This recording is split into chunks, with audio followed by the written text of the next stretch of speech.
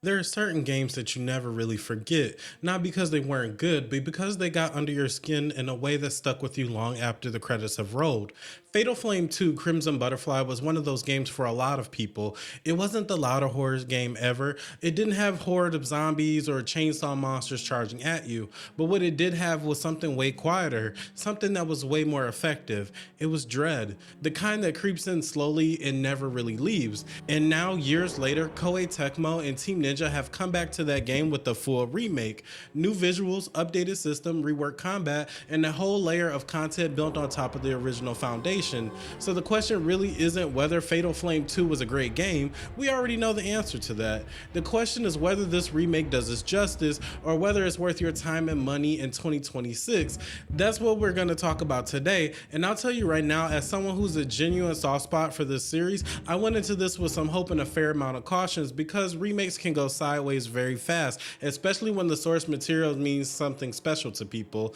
But nonetheless, let's talk about it. First, for anyone who hasn't played the original, and honestly, there's a good chance some of you haven't, because Fatal Flame never got the mainstream spotlight that it deserved in the West.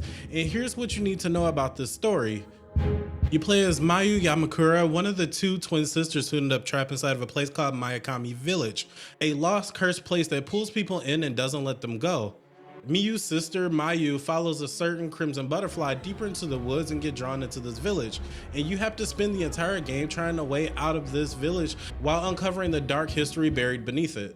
What makes this story work is how layered it gets. On the surface, it's two sisters trying to survive, but underneath that, there's this dense folklore running through everything. Rituals, curses, twin ceremonies, and a village practice and traditions that don't exactly read as wholesome. The way this game weaves Japanese mythology and spiritual horror together is generally unlike anything else in this genre. It doesn't borrow from Western horror tropes, and it doesn't feel like it's knocking off anything. It has its own identity, its own rhythm, and its own way of unsettling you. The remake keeps the story largely intact. The main beats are the exact same, the characters are the same, and the emotional weight of the relationship between Miyu and Mayu is still the emotional core of the whole experience. But Koei Tecmo has added to that. There's new side stories in this version that gives you more context around some of the supporting characters that you encounter.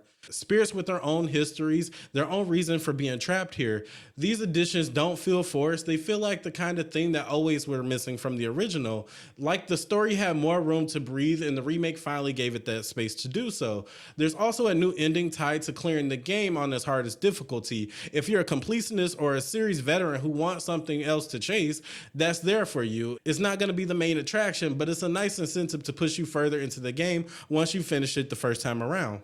Now let's get into what exactly changed in terms of how the game plays, because this is where things get very interesting and it also a little more complicated. The most immediately obvious change is the camera system.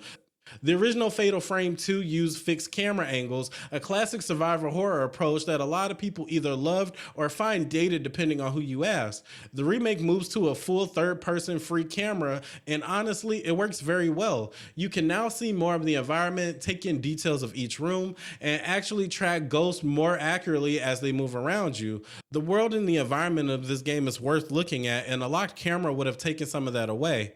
The core mechanic is still the Camera Obscura, a haunted camera that you use to fight ghosts. You point at spirits, wait for the right moment, and capture a fatal frame shot for maximum damage. This mechanic is preserved completely. What the remake builds up on top of it is the lens system. You now have access to different lenses throughout the game. Each one has its own behavior, its own skill shot, and its own utility for both in combat and during exploration. Some lenses change faster, some deal more damage under specific conditions, and some actually interact with the environment in ways that help you uncover hidden paths and items. It adds a layer of decision making into the combat that the original didn't really have, and for the most part, it was a welcome change. There are also new resources called the willpower gauge. Think of it as your stamina. You can spend it on special shots, or on dodging and breaking free from ghost grabs. And when it's empty, you become significantly more vulnerable. Ghosts can pin you down and you'll have to fight your way back up. It ties into the pacing of the combat in a meaningful way. You can't just spam action and burn through the encounters. You have to be deliberate. And then there's also the aggravation system. When a ghost gets too close to death, there's a chance it might enter in an aggravated state and it gets tougher, it regenerates health, and it becomes more aggressive. The only reliable way to handle it is to land a fatal frame shot on the right moment. In theory, it adds tension and keeps you from getting too comfortable, but in practice, it can be very unpredictable in a way that was super frustrating. And when you're in a fight, it should be winding down and the ghost suddenly heals and reset. That stings a lot. It doesn't always feel fair, and it's probably the biggest combat complaint that you'll hear from people. The system does have answers for this, certain lenses, certain charms, upgrades in later game, but early game, you're just grinding through most of it, just hoping for the best. Stealth also makes an appearance in this remake, which is new to this entry. You can now crouch and move quietly, avoiding ghosts that you don't want to deal with, or set up a stealth shot on an unaware spirit for bonus damage. It gives you options in the early game, especially when the frame is scarce and the willpower gauge is still pretty limited. Being able to pick your battles matters. And then there's one specific ghost, the Kusabi, that forces you into full stealth mode. This is an unkillable spirit that patrols certain areas and kills you in one hit if it catches you, and you have to avoid it completely. If you play any Resident Evil series, think of Mr. X Stalker situation. It's that nerve-wracking energy that adds a whole different vibe to the pressure to the sections where it shows up. One smaller but appreciated addition is that you can be grabbed by a ghost while picking up items or opening doors. There's a chance that a spirit is waiting for you right behind that door when you push it open, and you lose willpower for it on top of getting startled. There's a chance that there's a spirit waiting behind that door when you push it open, and you lose willpower for it on top of getting startled.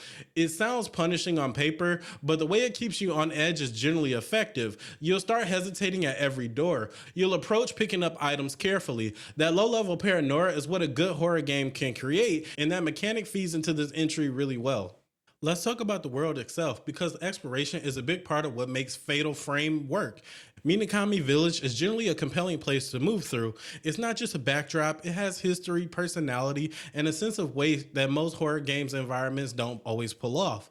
The layout is deliberate. You're moving through old family houses, dark corridors, foggy outdoor paths, and a new residential area that wasn't accessible in the original. That addition adds to the scope of the village in meaningful ways. The original showed you the importance of locations, the ceremonial sites, the big family homes. This new area shows you where the regular people lived. It filled the picture of the village in a way that makes the whole place feel more real and less tragic at the same time. It fills the picture of the village in a way that makes the whole place feel more real and more tragic at the same time. Exploration rewards curiosity. Notes are scattered throughout the environment and tell you more about the people who once lived there. Charms you collect along the way serve as dual purpose. They provide passive buffs in combat, and they can be listened to with the radio mechanic for additional lore. The upgrade materials for the Camera Obscura are hidden in spots that require you to actually look for them rather than just following a path. None of this is filler. It all feeds back into the understanding of this place and the characters. The new lens system also adds layer of exploration incentive. Certain lenses unlock the ability to interact with specific objects or reveal hidden areas. As you move further into the game and require more tools, going back to earlier areas and doing more becomes generally rewarding rather than a chore. Now the visuals, let's be direct about this. The game looks remarkable. This is a PS2 game remade for modern hardware, and the gap is enormous. Character models are detailed and expressive. The environments have a texture and density to them that the original couldn't come close to achieving. Lighting in particular is exceptional. Rays coming through broken windows, candlelight flickering in dark hallways, outdoor scenes with fog actually feels thick. It all comes together to create this atmosphere that looks unsettling as it feels.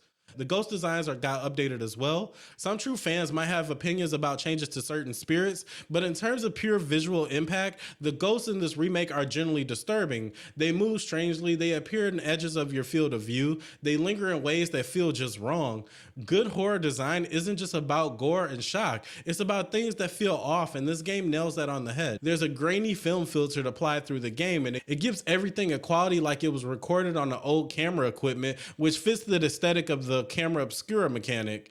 That said, there's no option to toggle it off, and depending on how long you play in the session, it can start to wear on you. It's a minor complaint, but the option to disable it would have been a low effort addition that would have made some players happy. Performance on console runs at 30 FPS, which isn't ideal for everyone, and there has been some reports of frame rate drops during more intense combat moments. For slower paced game, 30 is workable, but when combat gets hectic and drops kick in, it's noticeable. Whether that bothers you is going to depend on your tolerance for that type of thing. Audio is an area where this remake absolutely delivers. There's no traditional background music running through the game. Instead, the sound design leans on dread frequencies, low ambient tones that just sits below cautious awareness but creates a persistent sense of unease.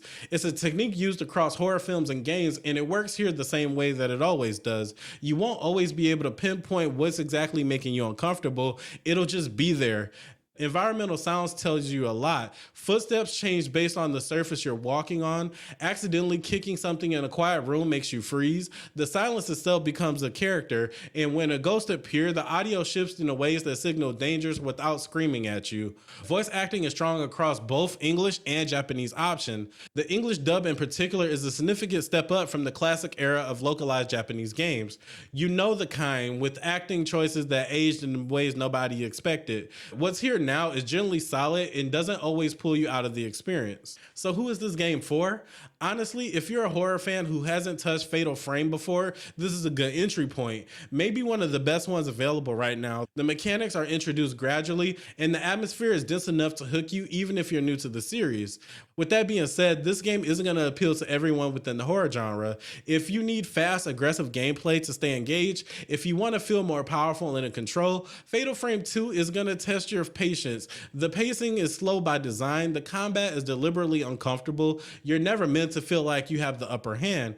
That's a feature, not a flaw, but it's worth knowing going into it. For people who played the original, this is generally a respectable remake. It doesn't strip away what made the game matter. The new content enhances rather than overwrites. The system feels like a genuine evolution, and the core emotional experience of navigating the village with Mio and Mayu is intact. Some of the combat issues might need some patches going forward, and there's a few rough edges, but none of them kills what makes it worth playing. As someone who's followed this series, seeing Fatal Frame 2 get this type of treatment is encouraging. If Koei Tecmo is going to continue this approach with the rest of the series, Fatal Frame 3 done in this style would be something special. That game has material handled right, could be among the most effective horror experiences out there.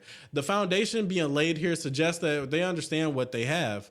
Fatal Frame 2 Crimson Butterfly Remake is a well-crafted return to one of survival horror's most underappreciated games. It respects the source material while making something meaningful updates. The visual is strong, the atmosphere is exceptional, the story holds, and the expanded content gives fans more to dig into without compromising the original identity. The combat balance and some of the performance issues are legit concerns, but they don't collapse the experience. They're just areas that, with some polish, can go a long way.